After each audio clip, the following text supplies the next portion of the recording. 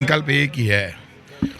Congress party की तरफ पूरा देश देख रहा है, राहुल गांधी की तरफ देख रहा है, राहुल गांधी की तरफ देख रहा है, राहुल गांधी की तरफ देख रहा है। और इसलिए देख रहा है कि राहुल गांधी के जब कुर्सी छीनी गई, गलत ढंग से लोकसभा की सदस्यता खत्म की गई, तो उसके बाद आपने कर्नाटक का रिजल्ट देखा। बजरंगबली संजीवनी लेकर आए, लेकिन वो संजीवनी कांग्रेस को मिली, राहुल गांधी को मिली, खड़गे जी को मिली। कर्नाटक हम जीत गए, देश की बारी है। राजस्थान में कांग्रेस का माहौल है। हम सब की जिम्मेदारी है कि कांग्रेस परिवार एक जाजम पर बैठकर एक दूसरे के हम गिले शिकवे दूर करके और एक दूसरे को गले लगाएं। और इस गले लगाने के लिए मैं खुद आगे बढ़कर प्रयास करूंगा। मैं रंधावा साहब से भी मिलूंगा, दिल्ली भी जाऊंगा, मुख्यमंत्री जी से भी मिलूंगा। और मैं ये कहूँगा, अहम हमको छोड़ना पड़ेगा। यदि हमारे परिवार का कोई सदस्य नाराज है, तो जो बड़े पदों पर बैठे हुए हैं, मुख्यमंत्री, मंत्री, दिल्ली में नेता, तो वो सब हम आगे बढ़कर गले लगाएं। और ये तय बात है, इस लोकतंत्र में प्रधानमंत्रियों की और मुख्यमंत्रियों की बड़ी जिम्मेदारी है। एक परिवार को आगे लेकर जब कोई जाता है तो विधायक दल के नेता की और सांसद दल के नेता की ज़्यादा जिम्मेदारी होती है। तो विधायक दल के नेता की जिम्मेदारियां बहुत ज़्यादा हैं। सब गुटबाजी कर सकते हैं, लेकिन विधायक दल का नेता और सांसद दल का नेता गुटबाजी नहीं कर सकता। वो चाहे बीजेपी हो या कांग्रेस। मैं कोई कांग्रेस के लिए नहीं कह रहा। यदि आपको पार्टी ने बहुत बड़े पद दिए हैं, बीजेपी कांग्रेस में हाई कमांड ने, आपकी जिम्मेदारी ज़्यादा है। तो जहाँ आगे बढ़कर मेरे यदि झुकने से पार्टी आगे बढ़ सकती है, किसी का हाथ जोड़ने से, तो मैं खुद हाथ जोड़ने जाऊँगा। जो मुद्दे आप कह रहे हैं सचिन पायलट जी ने उठाए, उन मुद्दों पर मैं पार्टी में भी बात करूंगा, सरकार में भी बात करूंगा। यदि उनका कोई सुझाव है और वो नौजवान की करप्शन की, बीजेपी के करप्शन की आवाज़ उठा रहे हैं, तो हमारी जिम्मेदारी है हम उनकी आवाज़ को सम्मान दें, सम्मान देकर आगे बढ़ें। और मैं इतना कह सकता हूं, करप्शन के खिलाफ हम राहुल गांधी के नेतृत्व में पूरे देश में लड़ रहे हैं, ये लड़ाई हमारी जारी रहेगी। आप जितना बड़ा दिल तो हर कोई दिखाई नहीं रहा। रामलाल जाट, चेतन लूड़ी, डॉक्टर सुभाष गर्ग, सब लोग कल ट्वीट कर रहे हैं। ये सब गलत है। एक ट्वीट पे दूसरा ट्वीट आना, मैं इसको, ये हमारे घर का मामला है, ये कहीं रुकना चाहिए। जो रुकेगा वही बड़ा लगेगा, वही बड़ा माना जाएगा। इसलिए ये मानकर चलिए, पहले फ्रंट फुट पे बैटिंग मैं ही करता था, सरकार बचाने के लिए मैं ही आया। अब सब ये लोग जो आ रहे हैं, मैं तो कहूँगा थोड़ा प्यार और प्रेम से आगे बढ़ो, उसी में फ़ायदा है।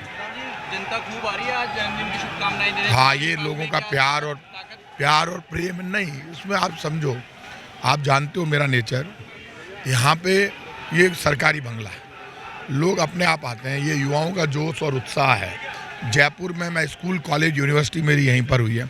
लोगों को लगता है कि ये वो घर है जो 24 घंटे खुला रहता है, ये वो दरवाज़ा चाहे सबके बंद हो जाए जो खुला रहता है। जब मैं पावर में था तब भी खुला था, पावर में हूँ तब भी खुला है, जब पावर में नहीं था तब भी खुला था, पढ़ता था तब भी खुला था। ये मेरे रिश्ते हैं, जयपुर का बेटा हूँ मैं, ये तो मेरे प्रति प्रेम है। हर जन्मदिन को ऐसे ही राजेंद्र गुड्डा ने भी एक बयान दिया है कि हमारे पास ये सब। देखिए, जिन लोगों ने बयान दिया वो तो उस पर तो वही जवाब देंगे। मैं किसी व्यक्ति के बयान पर बयान नहीं दूंगा। मैं जो मेरी ड्यूटी है पार्टी को एक करने की, वो कोशिश करूंगा। मैं अब ऐसा कोई बयान नहीं देना चाहता। बयान तो बहुत आ रहे हैं, बिखराव के, टकराव के। अब बिखराव और टकराव के बयान की जरूरत नहीं है। अब तो सबको गले लगाकर एक करने के बयान की जरूरत है, और उसके लिए कहीं बड़ा दिल रखने की जरूरत है। वो बड़े दिल से काम मैं करूँगा। अल्टीमेटम दिया है कि उससे पहले कुछ हो पाए। 15 दिन का अल्टीमेटम दिया है, उन्होंने खुलकर दिया है। तो उनका जो अल्टीमेटम है, वो पार्टी के नेता हैं, मैं खुद भी उनके घर जाऊंगा और जाकर बात करूंगा। और यदि मेरी, और उसके बाद मुख्यमंत्री जी से भी बात करूंगा, और उसके बाद रंधावा जी से भी बात करूंगा। क्यों नहीं कर सकता? ये मेरी जिम्मेदारी है। मैं जयपुर का कांग्रेस का जिलाध्यक्ष हूँ। मैंने पायलट साहब ने साथ काम किया है, मेरी उनसे बात होती रहती है फ़ोन पे। परसों ही मेरी बात हुई है फ़ोन पे। ऐसा थोड़ा ना मेरे कोई दुश्मनी है पायलट साहब से, कोई दुश्मनी नहीं है। बहुत अच्छे रिश्ते हैं मेरे पायलट साहब से भी, और मुख्यमंत्री जी से भी बात कर लूँगा। मुख्यमंत्री जी को मेरे दुश्मन ढूंढना है, मेरा हक है। मुख्यमंत्री जी मेरे लीडर है, विधायक दल के नेता है, मैं उनसे लड़ भी सकता हूँ, उनका सम्मान भी कर सकता हूँ, तो मेरा हक है। मेरे हक के लिए मुझे मुख्यमंत्री जी से लड़ना पड़े, चाहे प्यार करना पड़े, तो ये तो मेरा अधिकार है। वो भी छीनोगे क्या? ये तो मेरे और मुख्यमंत्री जी के बीच का मामला है। मंत्री और मुख्यमंत्री तो आपस में घर में कितनी बातें करेंगे, उन बातों से अच्छा ही रिजल्ट आएगा। आप बड़े मन से बात करते हो, अक्रॉस पार्टी लाइन जाकर के जनता की बात करते हो। क्या आपके बढ़ते कद के कारण ही खाचरियावास में भैरव सिंह जी की पुण्यतिथि मनाई? देखिए, खाचरियावास में जो ये लोग गए हैं, ये बड़े डरते हैं। ये जानते हैं कि खाचरियावास कौन है। खाचरियावास तो आपके सामने खड़ा है। और भैरव सिंह जी ने कहा था मुझे अंतिम समय में, और उन्होंने तो कल वीडियो चल रहा है उनका 22,000 करोड़ के घोटाले के आरोप बीजेपी पर लगाए। अशोक गहलोत जी को भैरव सिंह जी ने कहा कि गहलोत साहब इस 22 करोड़ के घोटाले की जांच कराओ। अब आप बताओ, उस वक्त भैरव सिंह जी ने कहा था 22,000 करोड़ के घोटाले की जांच कराओ, और आज सचिन पायलट कह रहा है बीजेपी के घोटाले की जांच कराओ। तो कुल मिला के बीजेपी के घोटालों की जांच की बात हो रही है हमेशा। तो ये जो बात हुई है, तो अशोक गहलोत जी को उस वक्त भैरव सिंह ने क्यों कहा कि भैरव सिंह जी के दर्द था। आज के जो बीजेपी के नेता ये तो उनके घर नहीं जाते थे और मुंह फेर लिया था। तब भैरव सिंह जी ने मुझे कहा था कि यार हमारी बीजेपी को नहीं, वो तो बड़े नाराज थे। तो गोपीनाथ जी की धरती खाचरियावास पर गए, निपट जाएगी बीजेपी। वहाँ की पावर तो गोपीनाथ जी का आशीर्वाद तो पहले ही मुझे मिला हुआ है। वहाँ जाकर वो पावर ढूंढ रहे थे, पावर तो अंदर थी। वो जाके वहाँ बाहर खालडे में खड़े हो गए। खालडे में पावर नहीं है, खाचरियावास के गोपीनाथ जी के मंदिर में पावर है, वो पावर मेरे साथ है। कर्नाटक में आपका 40% वाला जो फॉर्मूला चला, उसके बाद अब सीपी जोशी यहाँ बीजेपी के प्रदेश अध्यक्ष कह रहे हैं कि यहाँ की सरकार 50% सीपी जोशी जी 4 दिन हुए प्रदेश अध्यक्ष बने हुए, ऊंची ऊंची डींगे मार रहे हैं। यहाँ पे राजस्थान में सतीश पूनिया का काम वास्तव में अच्छा था।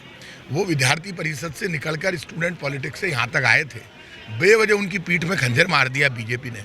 जिस आदमी ने विद्यार्थी परिषद में रहकर इतनी मेहनत की, मैंने सतीश पूनिया को काम करते हुए देखा राजस्थान यूनिवर्सिटी में, बड़ी मेहनत करते थे। उनसे जुड़ा हुआ है राजस्थान का नौजवान तो यूनिवर्सिटी टाइम से, मैं भी तो तब पॉलिटिक्स कर रहा था। अब ये सीपी जोशी जी आ गए, अब क्यों बनाया इनको मेरी ही समझ में नहीं आई।